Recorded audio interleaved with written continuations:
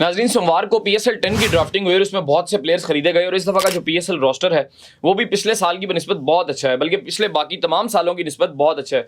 और ये मैंने आपको अपने पिछले व्लॉग्स में भी बताया था कि इस बार की जो PSL है वो ज़्यादा अच्छी होगी। उसकी वजह यह है कि पहले PSL होती थी फरवरी और मार्च के जो टाइम स्पैन होता था उसके अंदर होती थी, लेकिन इस बार IPL और PSL एक साथ हो रही हैं। बहुत से लोग ये कह रहे थे कि यार इस बार तमाम प्लेयर्स IPL में जाएंगे और PSL इस बार पहले से भी बुरी होगी, लेकिन मैंने आपको ये बताया था कि इस बार PSL के अच्छे होने की वजह यह है क्योंकि जिस टाइम स्पैन में साल का जो टाइम स्पैन होता है अप्रैल का, जिसमें IPL हो रही होती है, उस टाइम दुनिया की कोई भी और लीग नहीं हो रही होती। तो जो प्लेयर्स IPL में अनसोल्ड रहेंगे, कहने को तो ये अजीब बात है कि IPL के बचे कुछ प्लेयर्स हम PSL में खिला रहे हैं, लेकिन बहरहाल रियलिटी यही है कि बहुत से प्लेयर्स IPL को ही प्रेफर करते हैं क्योंकि वहाँ पैसे ज़्यादा मिलते हैं। और जिस टाइम स्पैन में IPL हो रहा होता है दुनिया की कोई भी लीग और नहीं हो रही होती, तो ऑब्वियसली बात है जो प्लेयर्स IPL नहीं खेलेंगे या अनसोल्ड रहेंगे वो तमाम प्लेयर्स PSL में आएंगे। जैसे इस बार केन विलियमसन भी आए, डेविड वार्नर भी आए और भी बहुत से प्लेयर्स हैं, और बहुत से प्लेयर्स अनसोल्ड भी रहे। जैसे पाकिस्तानी बड़े अच्छे प्लेयर सरफराज अहमद 9 साल बाद वो अनसोल्ड रहे और उनको कोयटा ने नहीं खरीदा। मे भी वो कोयटा में किसी और रोल में अब आ जाएं कोयटा की टीम में, ये नदीम उमर साहब ने कहा भी है। और इसके अलावा रोहेल नज़ीर जो कि पाकिस्तान टेस्ट स्क्वाड में भी शामिल हुए हैं, आज पाकिस्तान वेस्ट इंडीज़ का पहला टेस्ट भी है, वो भी अनसोल्ड रहे। और भी बहुत से प्लेयर्स जिनको होना चाहिए था, साहिबजादा फरहान, वो अनसोल्ड रहे, बड़े अच्छे ओपनर हैं और लाहौर कलंदर्स को उन्होंने रिप्रेजेंट किया है, वो अनसोल्ड रहे। अब एक प्लेयर ऐसा अनसोल्ड रहा जिसने फौरन एक न्यूज़ चैनल को इंटरव्यू दिया और उन्होंने कहा कि मैं PSL 10 से रिटायरमेंट ले रहा हूँ। अहमद शहजाद की बात नहीं कर रहा, एहसान उल्लाह साहब की बात कर रहा हूँ। और 2 दिन बाद उन्होंने ये भी कहा कि मैं हीट ऑफ द मोमेंट में मैंने ये कह दिया था और अब मैं अपनी रिटायरमेंट वापस लेता हूँ। अब मुझे ना ये सारा कुछ सोच के एक चीज़ बड़ी याद आई। जब मैं मैट्रिक FSC में था ना, तो मैं पढ़ता भी था और साथ क्रिकेट भी खेलता था, और मेरे पेरेंट्स हमेशा, उनको पता था कि मैं अच्छा क्रिकेटर भी हूँ, वो उस पर मेहनत भी करते थे कि यार ये क्रिकेट खेले। मैं क्रिकेट खेलता भी था और साथ थोड़ा सा ना पढ़ाई का नुकसान कर देता था। तो मेरे पेरेंट्स हमेशा ये कहते थे कि यार पढ़ाई सबसे ज़्यादा ज़रूरी चीज़ है, आप बेशक क्रिकेट छोड़ दो लेकिन पढ़ाई बहुत ज़रूरी चीज़ है। और मुझे उस टाइम ये बात समझ नहीं आती थी कि यार एजुकेशन क्यों इतनी ज़रूरी है, कि एक बंदा अगर वो अच्छा क्रिकेटर है तो वो इस फील्ड में क्यों नहीं जा सकता, और पढ़ाई इतनी ज़रूरी क्यों है कि बंदा इसको छोड़ के अपनी जो अपना पैशन है उसको परस्यू क्यों नहीं कर पाता।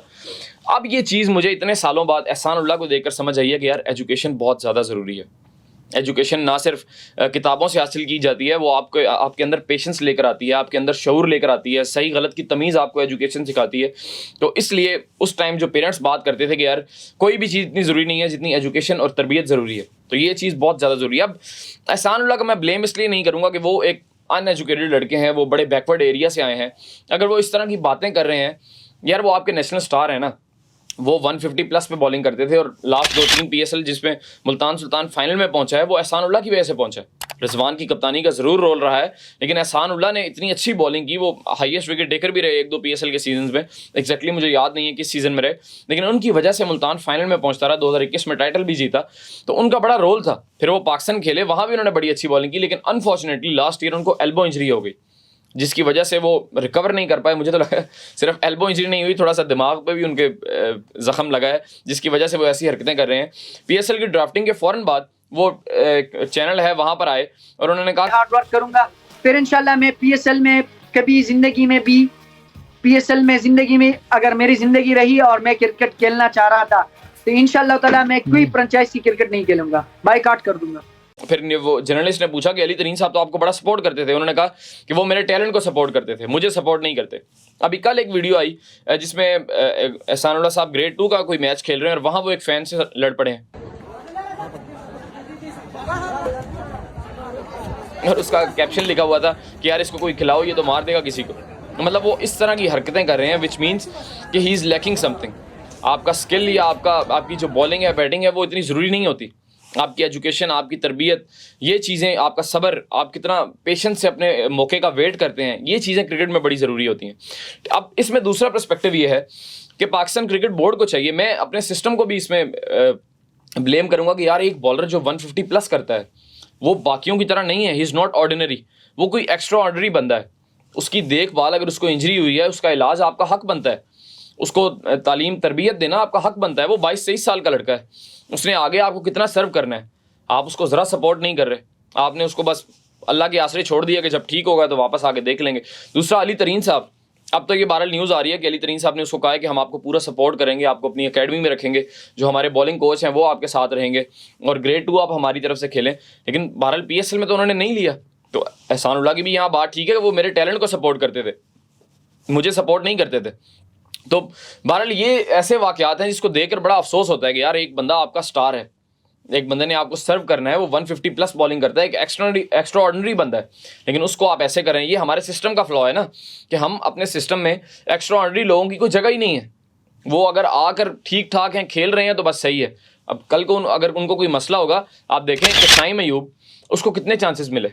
अब पाकिस्तान क्रिकेट बोर्ड उसके पीछे भाग भी रहा है, क्यों? क्योंकि उसकी ज़रूरत थी हमें चैंपियंस ट्रॉफी में, इसलिए उसके पीछे भागा जा रहा है। अगर उनकी हमें ज़रूरत ना होती तो हम उनके पीछे ना भागते। तो इसी तरह अब एहसान उल्लाह की अगर ज़रूरत नहीं है तो हम उनके पीछे नहीं जा रहे।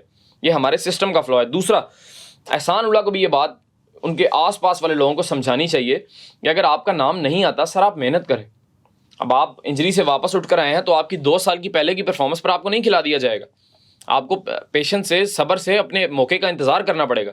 आपकी जब अपॉर्चुनिटी आएगी आप तब ग्राउंड में प्रूव करें। आप कभी किसी के इंटरव्यू में जा रहे हैं, कभी किसी की पॉडकास्ट में जा रहे हैं, कभी किसी के साथ लड़ रहे हैं, तो यूँ आप क्रिकेट नहीं खेल सकते।